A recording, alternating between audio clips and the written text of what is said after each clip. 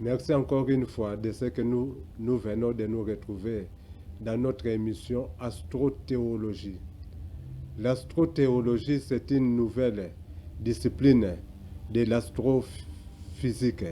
Quand on dit astrothéologie, cela veut dire l'astronomie plus la théologie. Pourquoi l'astronomie plus la théologie? L'astronomie, c'est l'étude des astres, c'est-à-dire tout ce que vous voyez dans le ciel, les étoiles, les soleils, les planètes, même la Terre, tout cela, on les appelle les astres. Et la science qui étudie tous ces astres, c'est ça qu'on appelle effectivement l'astronomie. Alors, pourquoi maintenant l'astrothéologie? Parce que pour les croyants, l'univers a été créé par Dieu. Alors, pour arriver à expliquer l'univers selon la science et la religion d'une manière harmonieuse, c'est par là que nous avons créé ce mot nouveau qui s'appelle l'astrothéologie.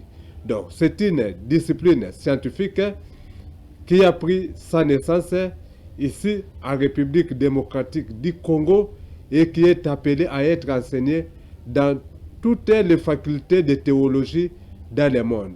Pourquoi? Parce que quand nous disons la Bible, Genèse 1, verset 1, on nous dit au commencement Dieu créa le ciel et la terre. Donc au commencement Dieu créa le spirituel et le physique.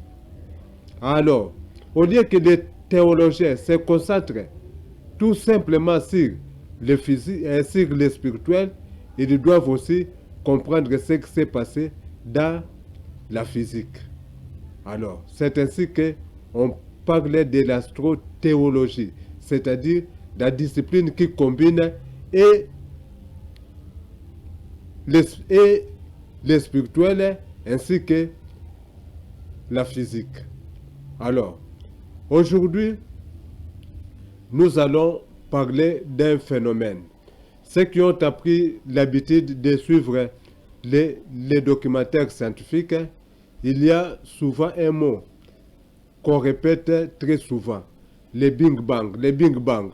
Alors, beaucoup de personnes ne comprennent pas effectivement ce que signifie ce mot-là, le Big Bang.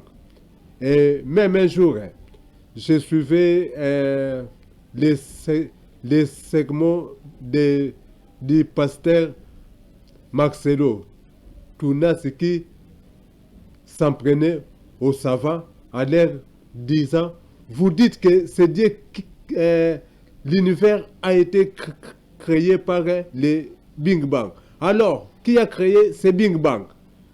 Alors, même les savants ne peuvent pas répondre à cette question-là, à savoir d'où est venu le Big Bang.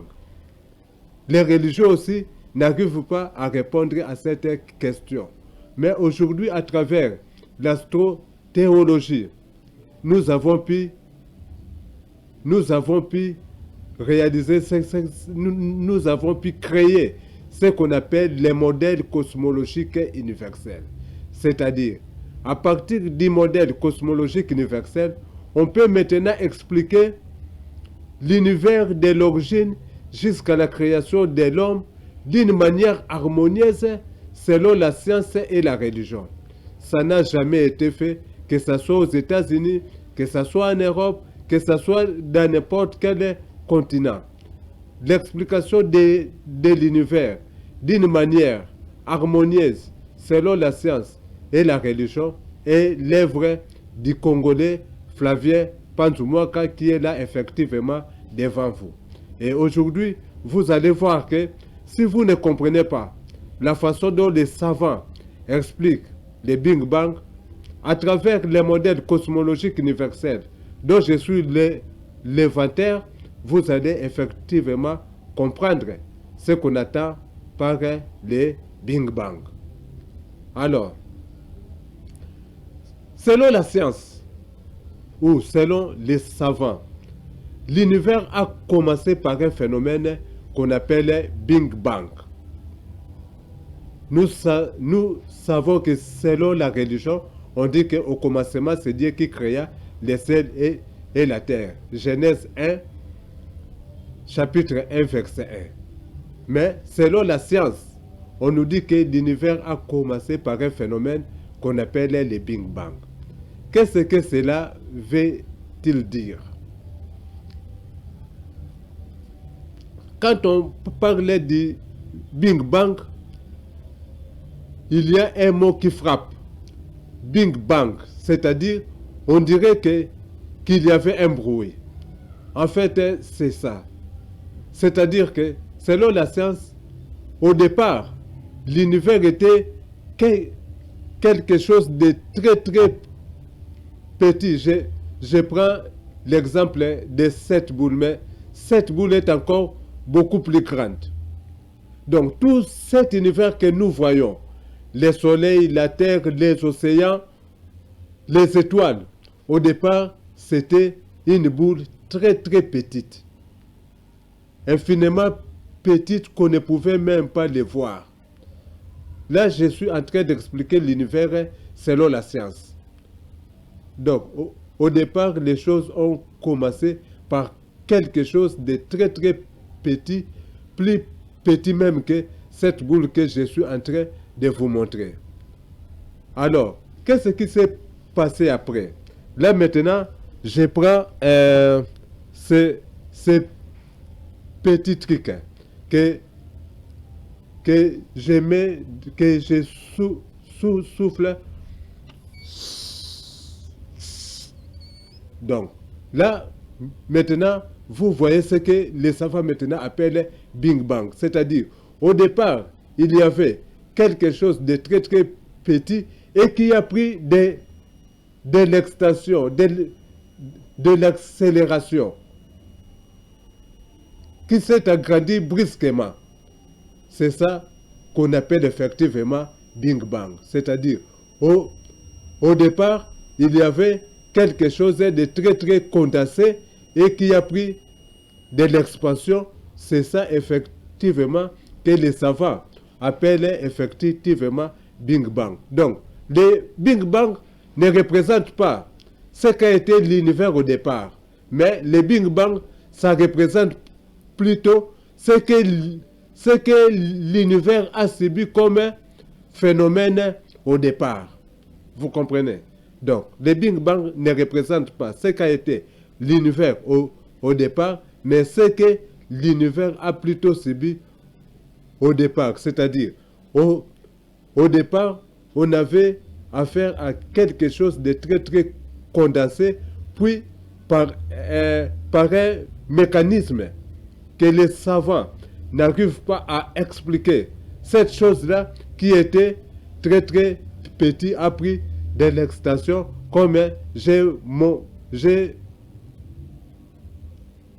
montré ça à travers ces ballons à travers ces ballons à air.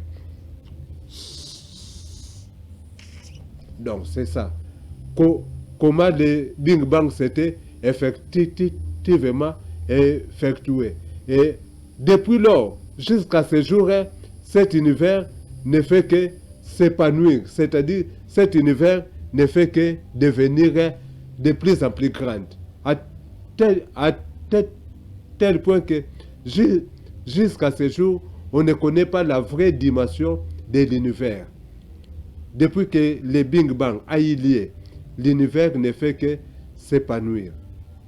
L'univers ne fait que s'accélérer. L'univers ne fait que devenir de plus en plus grand. Et c'est jusqu'à ce jour. C'est ainsi que même jusqu'à ce jour, on ne connaît pas la vraie dimension de notre univers. Alors, quand je dis univers, parfois aussi beaucoup de personnes ne comprennent pas. Là, je pouvais dire les mondes. Voyez-vous, les mondes. Mais si devant les savants bien, les astrophysiciens, vous parlez des mondes, cela veut dire autre chose que l'univers. Mais nous, ici, en Afrique, on est habitué avec les termes monde. Tout comme dans l'Antiquité, on appelait tout simplement la terre. Voyez-vous? Donc, dans l'Antiquité, tout faisait partie de la terre.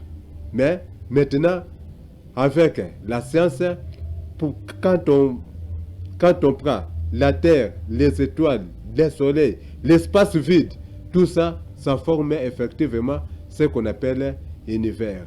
Et je vous ai dit qu'au départ, cet univers, c'était tout simplement une petite boule là, très condensée et qui a pris de l'expansion. Et ce phénomène-là de l'expansion qu'on a appelé effectivement le Big Bang. Alors, je crois que vous avez effectivement compris ce qu'on attend parler par le Big Bang. Maintenant, la question qu'on doit se poser. Pourquoi la Bible ne parle pas de ce phénomène Big Bang? Si réellement Dieu est le créateur de l'univers et que les savants ont constaté que dans l'univers il y avait eu le Big Bang, pourquoi la Bible n'en parle pas? Eh bien, moi je vous dis que la Bible en parle, mais personne avant moi n'avait découvert ce phénomène-là à l'intérieur de la Bible. La Bible a bien décrit ce phénomène-là de Big Bang. C'est pour cela que moi je dis toujours que la personne qui a écrit le schéma biblique de la création ou l'histoire de la création de l'univers, c'est le plus grand savant dont l'intelligence jusqu'à ce jour n'a jamais été égalée. La science s'est arrangée pour dire que ce Moïse-là était une légende. Même si Moïse était une légende. Cela veut dire que son histoire devait aussi être une légende. Alors, si cette histoire était une légende, alors cette légende, cet auteur qui a écrit cette légende, nous l'appelons Moïse. Donc pour nous, Moïse est une personne qui a bel et bien existé. Et jusqu'à ce jour, son intelligence n'a jamais été égalée. Parce que ce que Moïse a écrit dans l'Antiquité, personne à son époque n'avait l'intelligence d'écrire tout ce que Moïse avait écrit dans le Pentateuque, c'est-à-dire dans les 5 premiers livres de la Bible. Alors, revenons à notre question. Dans quel verset la Bible parle-t-il du phénomène Big Bang? Je dis bien que le Big Bang, ce n'est pas le nom d'une chose, mais c'est le phénomène qu'a connu l'univers lors de son expansion. C'est ça qu'on appelle effectivement le Big Bang. Alors, dans quel verset cela est-il écrit? Là, maintenant, nous revenons dans la Bible. Dans la Bible, on nous dit, au commencement, Dieu créa le ciel et la terre, mais la terre était informe et vide. Voire même dans la version Bible, version 70, il est écrit, au commencement, Dieu créa le ciel et la terre, mais la terre était invisible et vide. Donc, la personne qui a écrit le schéma biblique de la création, pour démontrer que la terre dont il parle dans le verset, au commencement, Dieu créa le ciel et la terre, n'était pas cette terre que nous piétinons. Il dit que la terre dont il parlait était informe et vide. Quelque chose qui est informe, c'est effectivement quelque chose qu'on ne pouvait pas voir. Parce que tout ce qu'on peut voir doit avoir une forme. Quand on voit quelque chose, on est en mesure de pouvoir la dessiner. Mais là, on nous dit que la terre était informe. C'est-à-dire que quelque chose qu'on ne pouvait pas voir, quelque chose qui n'avait pas de forme. C'est comme l'air que nous sommes maintenant en train de respirer.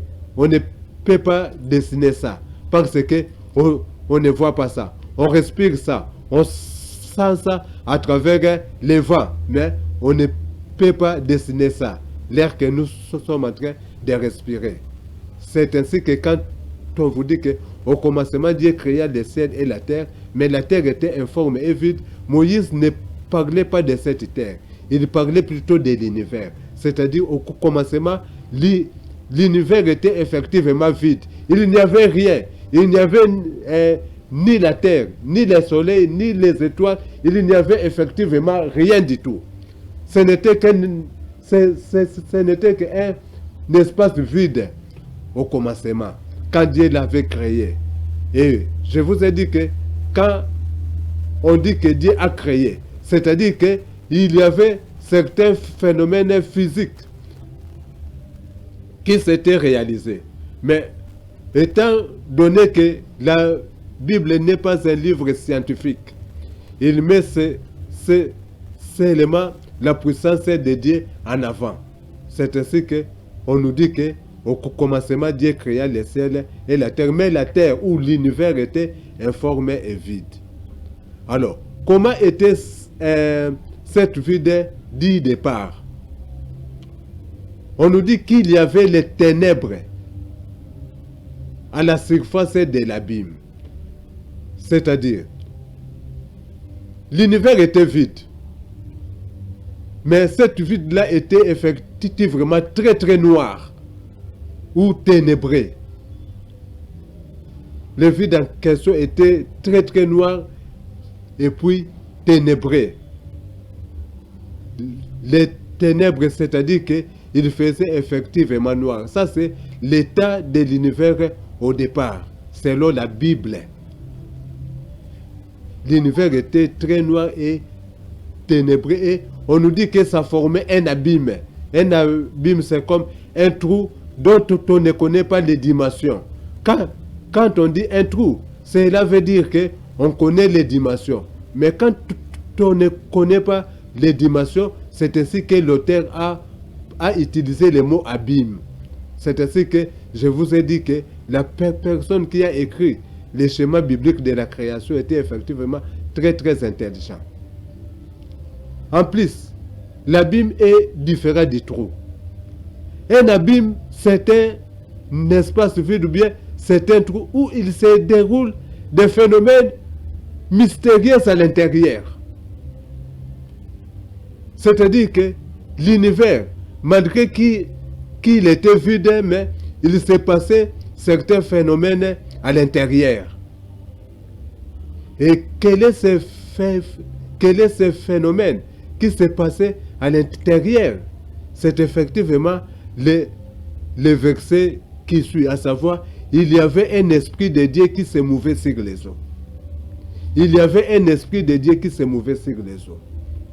Par là, vous comprenez que quand le schéma biblique de la création est en train de parler de l'univers, il est en train de parler de quelque chose qui est beaucoup plus technique.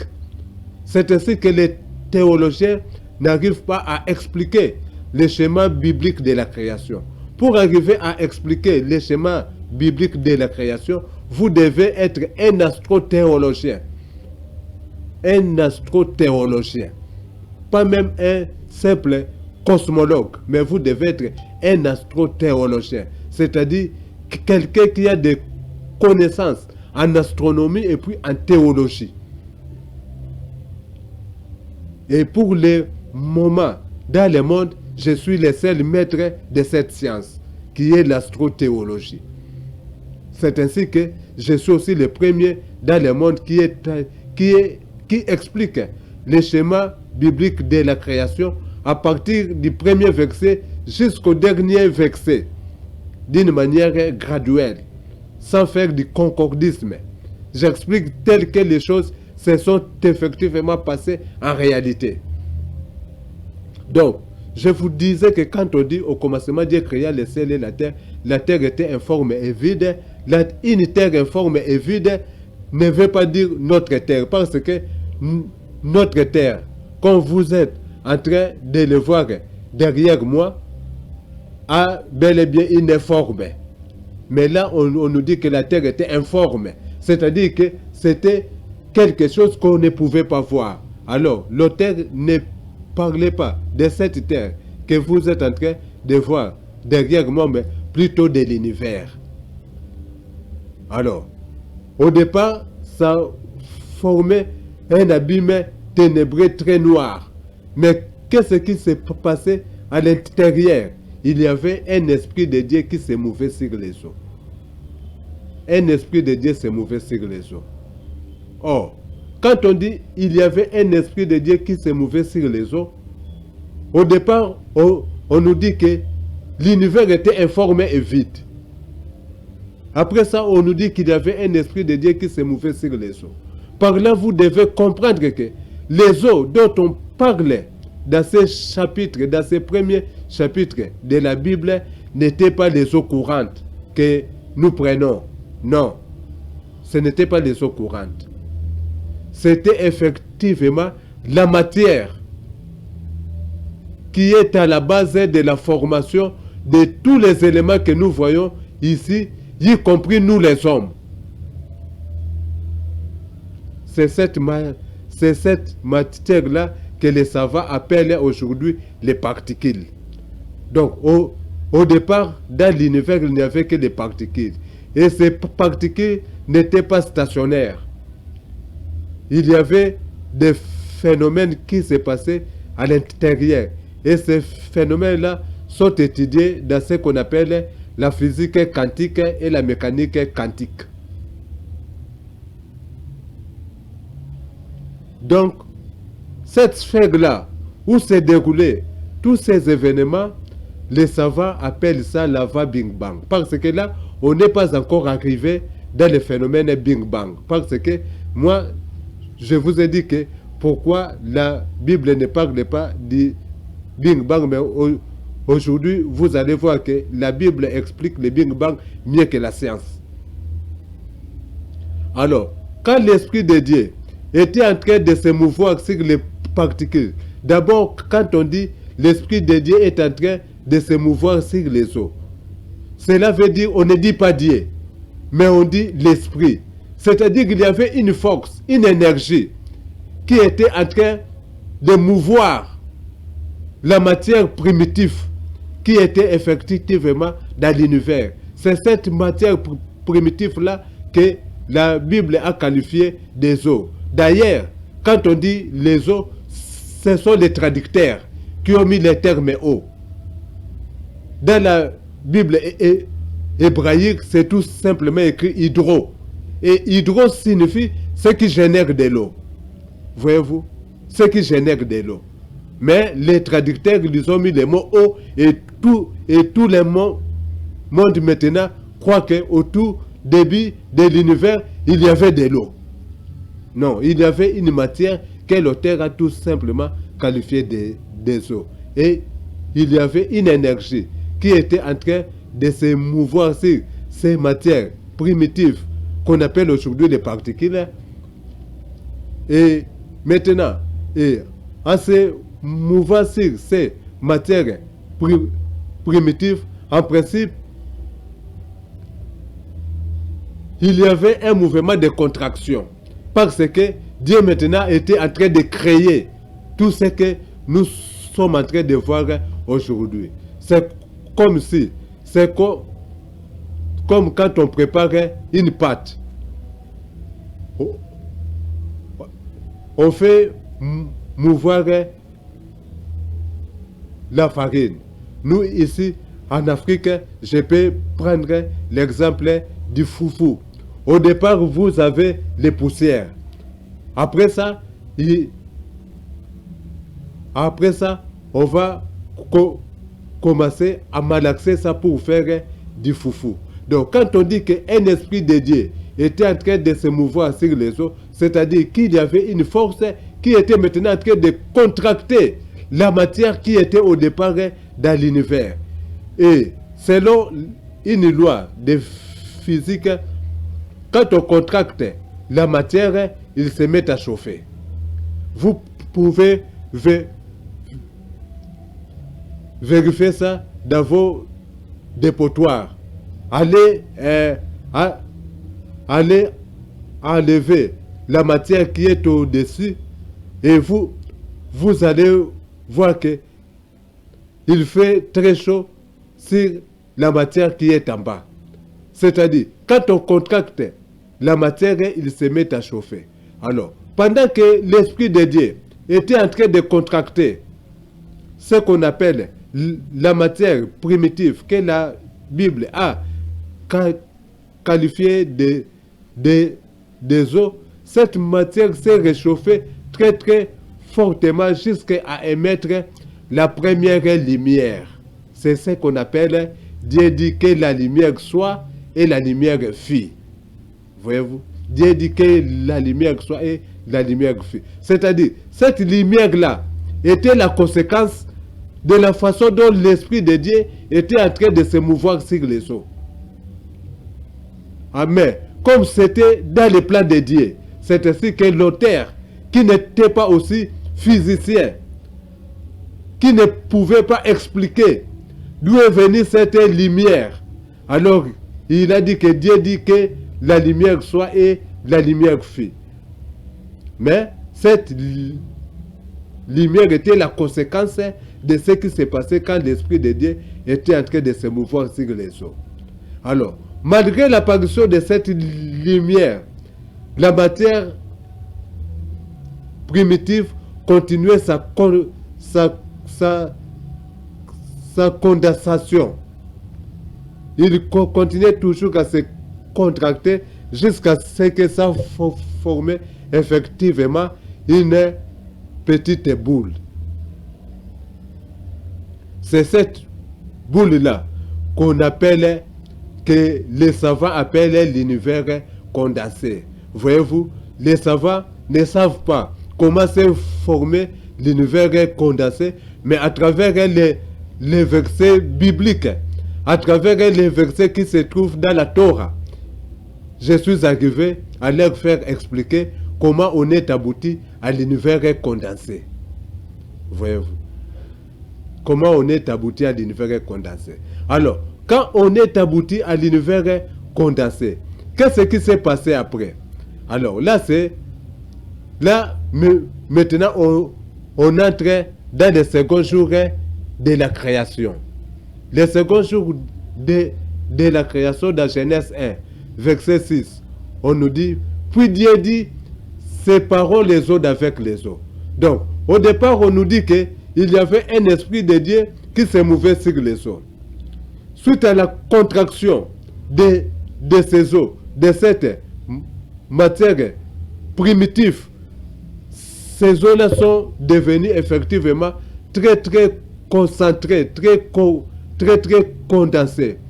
C'est ainsi que maintenant, que c'est par là que la Bible maintenant a dit, séparons les eaux d'avec les eaux. Et c'est cette séparation des eaux d'avec les eaux là, c'est ce que les savants aujourd'hui appellent le Big Bang. Voyez-vous?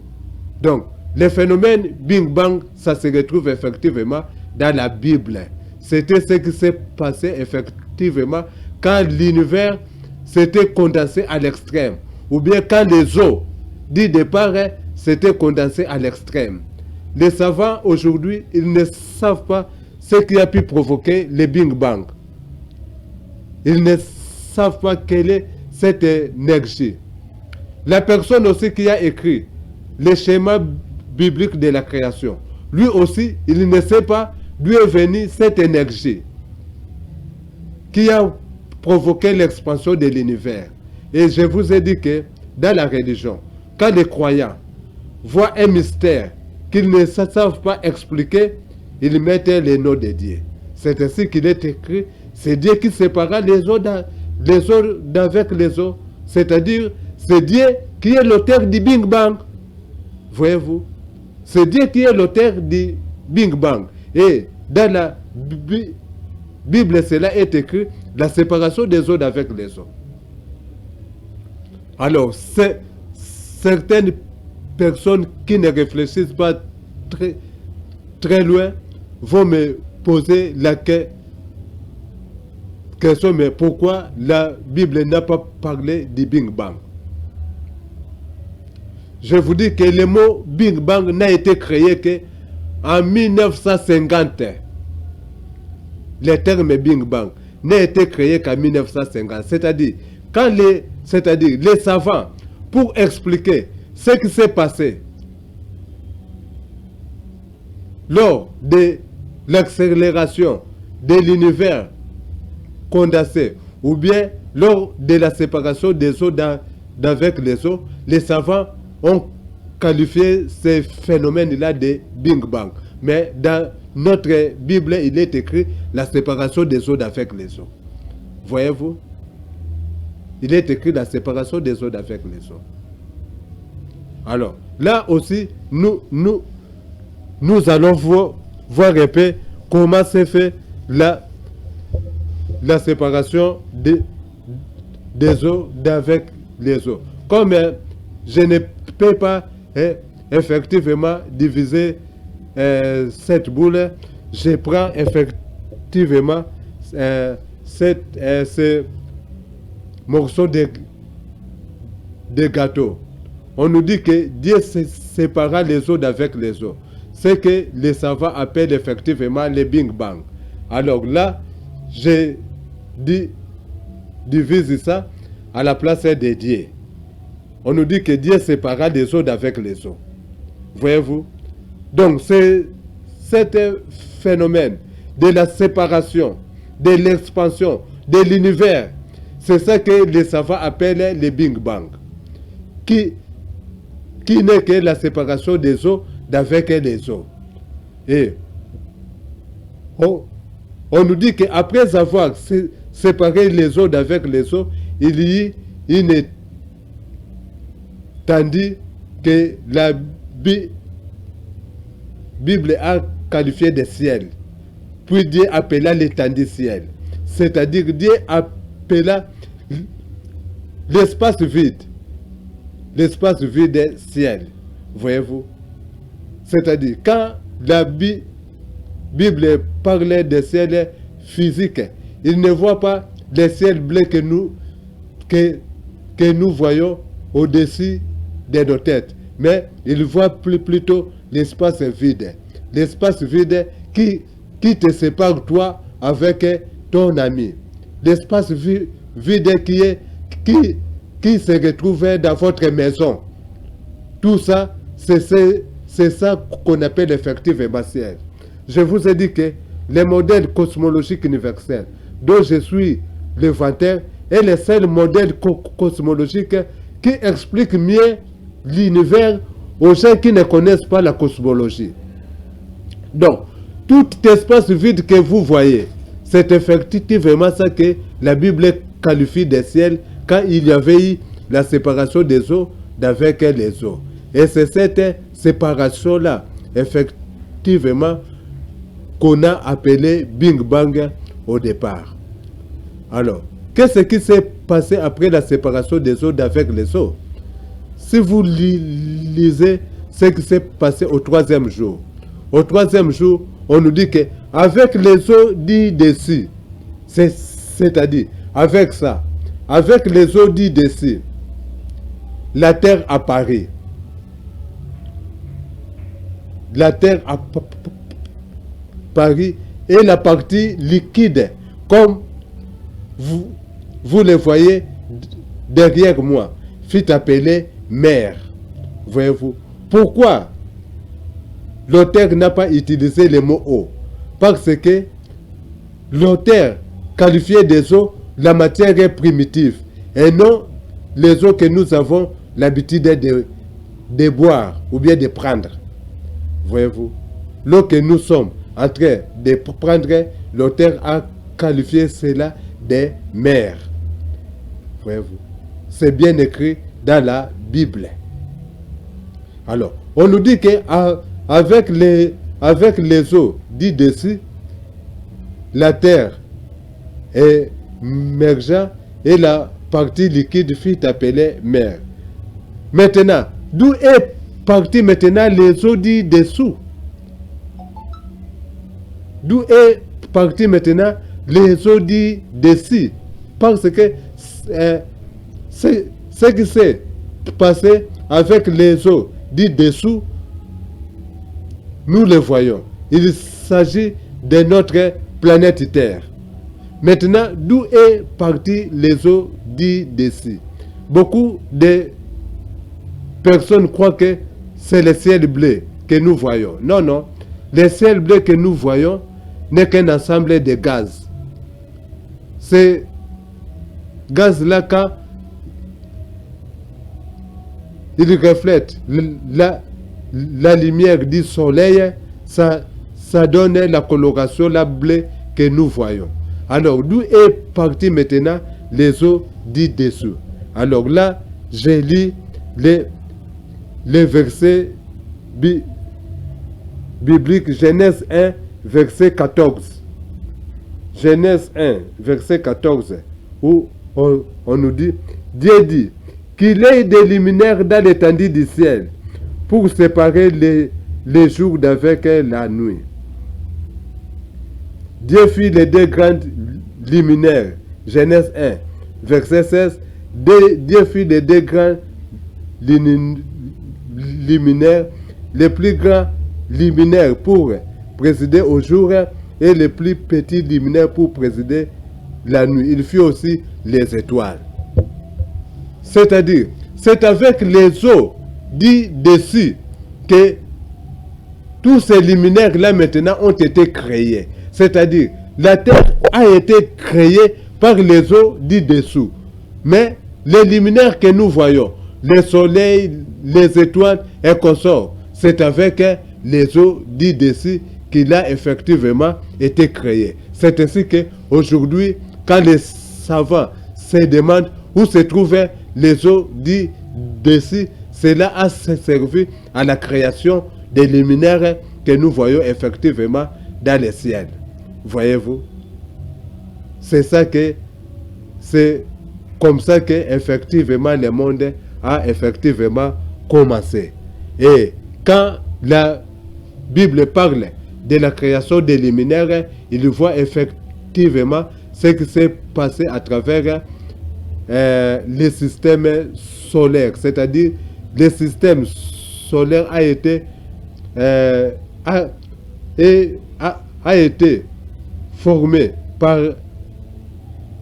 une masse qui a été projetée par une autre masse, et c'est à partir de là que la Terre et le Soleil s'étaient effectivement formés.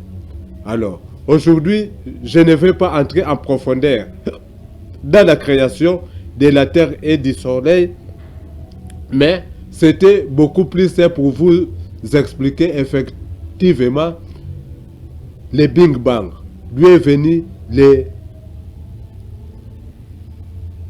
Big Bang et comment ce phénomène a été effectivement décrit dans la Bible. Donc, dans la Bible, le phénomène du Big Bang a été qualifié de la séparation des eaux d'avec les eaux. Le Big Bang, c'est un phénomène qui s'est passé dans l'univers condensé. C'est-à-dire quand les eaux s'est condensées effectivement selon la Bible. Voyez-vous? C'est-à-dire, et là maintenant, on nous dit Dieu sépara les eaux d'avec les eaux. Et je vous ai dit que en science aujourd'hui, on ne sait pas qu'est-ce qu'il y a, quelle est cette force qui a provoqué le Big Bang. Mais la Bible, on nous dit que encore une fois, c'était la puissance divine qui était à la base de cette force, et la Bible l'a qualifié de la séparation des eaux d'avec les eaux. Voilà effectivement la matière que j'ai préparée pour vous aujourd'hui, pour vous pour ceux qui ont besoin de lire ça à travers mes livres, je vous recommande tous simplement de saisir mon nom dans Google ou bien dans n'importe quel moteur de recherche, Flavien Panzou Mwaka. Vous cliquez et vous allez voir tous mes livres qui vous expliquent la création de l'univers, l'évolution de l'univers, de l'origine jusqu'à l'homme, selon la science et la religion, d'une manière harmonieuse. Cela n'a jamais été fait. En Europe, et aux États-Unis, les scientifiques et les religieux sont divisés parce qu'ils n'arrivent pas à s'harmoniser. Mais à travers les modèles cosmologiques universels dont je suis l'inventeur, aujourd'hui, l'harmonie pour l'explication de l'univers est entrée dans le monde. Et ces modèles cosmologiques universels doivent aujourd'hui être enseignés dans toutes les facultés du monde entier. Et pour que ces modèles cosmologiques universels soient enseignés dans toutes les facultés du monde entier, il faut que je puisse aller faire toutes ces vulgarisations en Europe. C'est par là que je demande effectivement l'aide du président de la République à ce qu'il puisse arriver à me poser pour qu'on puisse effectivement arriver à faire entrer les noms de la République démocratique du Congo dans la science. Ce n'est pas seulement dans la réalisation des résultats sportifs, mais aujourd'hui, le président de la République a un candidat qui est prêt à faire entrer les noms de la République démocratique du Congo dans la science. Mais sans l'apport de la politique, je ne peux effectivement rien. J'ai vraiment besoin du soutien du premier citoyen de la République. Je vous remercie de ce que vous m'avez suivi avec beaucoup d'attention.